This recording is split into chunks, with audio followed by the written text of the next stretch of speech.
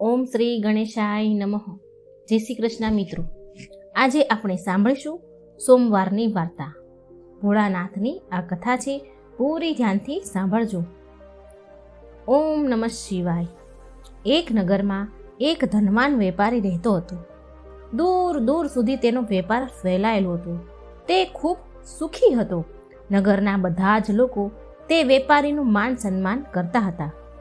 આટલું બધું ધન સંપત્તિ, માન સન્માન, સુખ હોવા છતાં પણ તે વેપારી બહુ દુઃખી રહેતો હતો.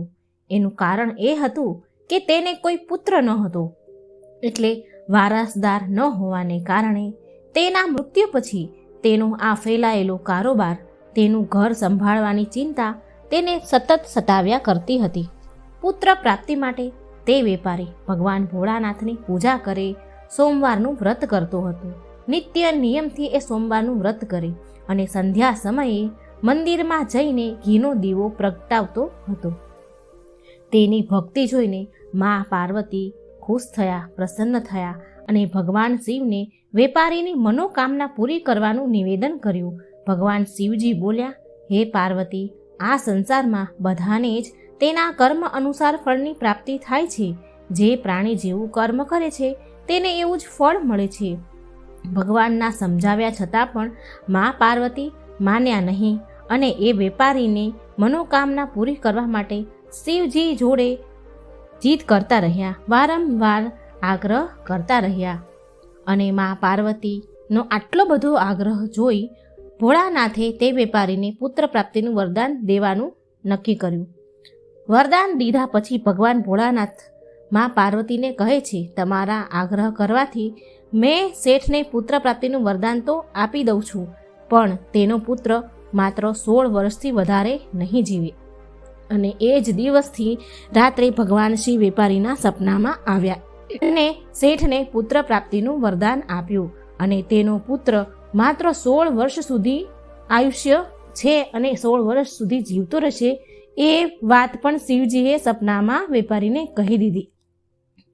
ભગવાનના વરદાનથી વ્યાપારીને ખુશી તો થઈ, પણ પુત્રના અલ્પ આયુ એટલે કે થોડી આયુષ્યની ચિંતાએ ખુશીને નષ્ટ કરી દીધી.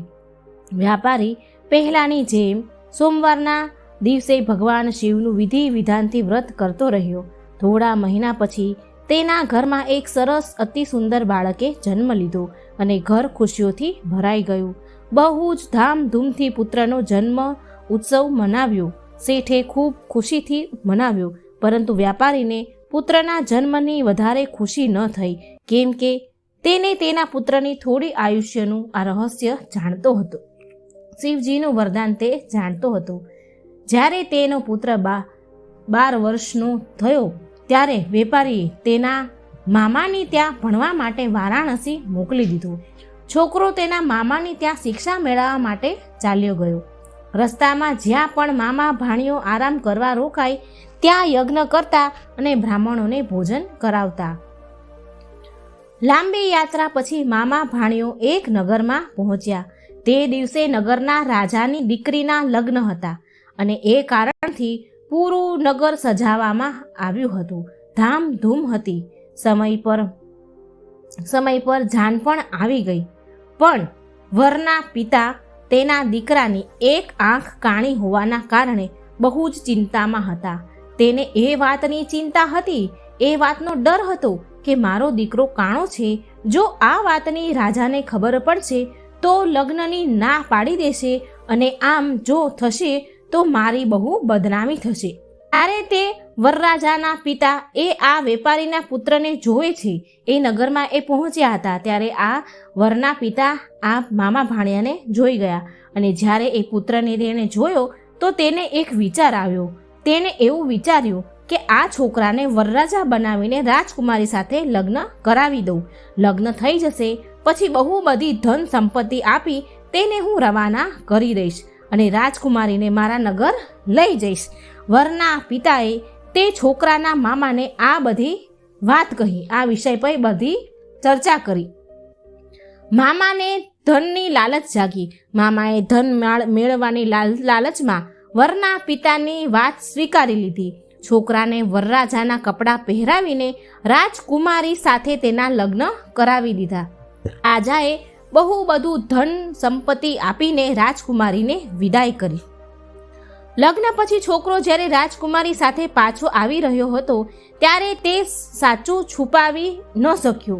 તેને દુઃખ થયું, સચ્ચાઈ છુપાવી તેને ગમી નહીં અને એણે બધી સચ્ચાઈ રાજકુમારીની ઓઢણી ઉપર લખી દીધી કે રાજકુમારી, તમારા લગ્ન મારી સાથે થયા છે, પણ હું તો વારાણસી ભણવા માટે જઈ રહ્યો છું અને હવે તમારે કોઈ બીજા યુવકની પત્ની બનવું પડશે અને તે કાણો પણ છે, એ કાખ નથી. જ્યારે રાજકુમારીએ તેની ઓઢણી પર લખેલું આ વાંચ્યું, આ બધું તેણે વાંચ્યું કે તેને કાણા છોકરા સાથે જવાની તેને ના કહી દીધી. રાજાને જ્યારે આ વાતની ખબર પડી તો તેણે તેની દીકરી રાજકુમારીને ફરી મહેલમાં જ રાખી લીધી. આ બાજુ છોકરો તેના મામા સાથે વારાણસી પહોંચી ગયો અને ગુરુકુળમાં ભણવાનું તેણે શરૂ કરી દીધું અને ભણતા ભણતા હવે એ છોકરાનું આયુષ્ય 16 વર્ષનું થવા આવ્યું. જ્યારે તેનું આયુષ્ય 16 વર્ષનું થયું તો તેણે યજ્ઞ કર્યો. યજ્ઞની સમાપ્તિ પછી તેણે બ્રાહ્મણોને ભોજન કરાવ્યું અને ખૂબ અન્ન વસ્ત્રના દાન આપ્યા. રાતે જ્યારે તે તેના સુવાના રૂમમાં ગઈ શયનખંડમાં જઈને સૂઈ ગયો તો શિવજીના વરદાન અનુસાર સૂતેલો હતો એવી જ અવસ્થામાં તેના પ્રાણ પંખીડું ઉડી ગયા. સૂર્યોદય થયો તો મામાએ તેના ભાણિયાને મૃત જોયો, મરેલો જોયો તો તે ખૂબ રડવા લાગ્યા, કૂટવા લાગ્યા, રોકકળ કરવા લાગ્યા. આસપાસના લોકો પણ ભેગા થયા અને દુઃખ પ્રગટ કરવા લાગ્યા. છોકરાના મામાના રડવાનો અવાજ ત્યાંથી નજીકથી નીકળતા ભગવાન શિવ અને માતા પાર્વતીના કાને સંભળાયો.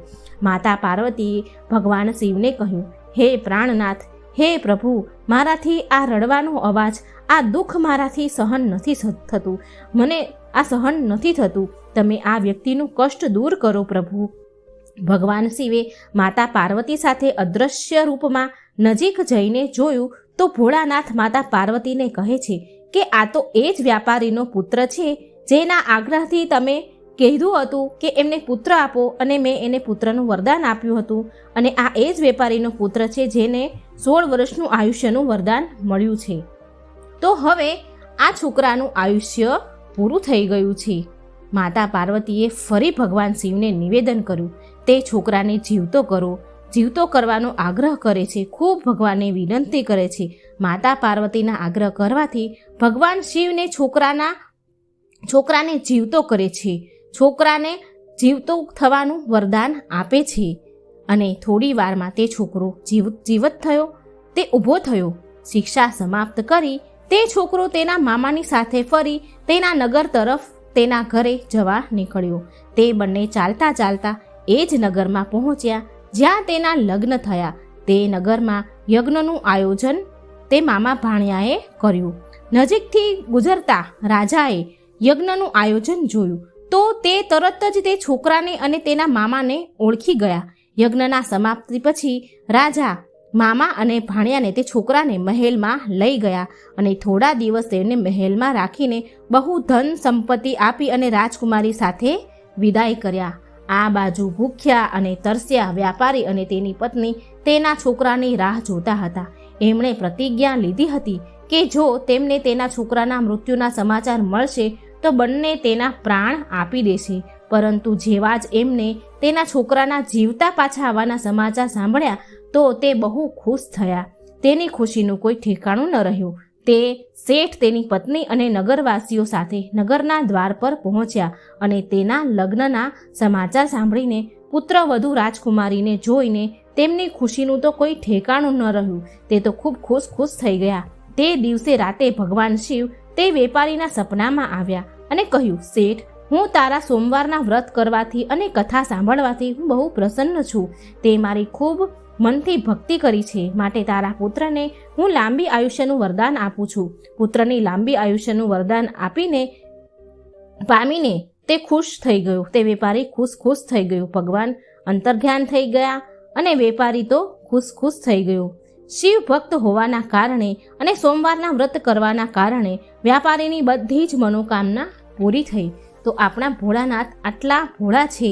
આ પ્રકારે જે પણ ભક્ત સોમવારનું વ્રત કરે છે કે કથા સાંભળે છે તેની ભગવાન શિવ બધી જ મનોકામના પૂરી કરે છે. પ્રેમથી બોલો ઓમ નમઃ શિવાય. જો મિત્રો મારી વાર્તા સારી લાગે તો મારી ચેનલને લાઈક, સબસ્ક્રાઈબ અને શેર જરૂર કરજો. જય શ્રી કૃષ્ણ. રાધે રાધે. Thank you.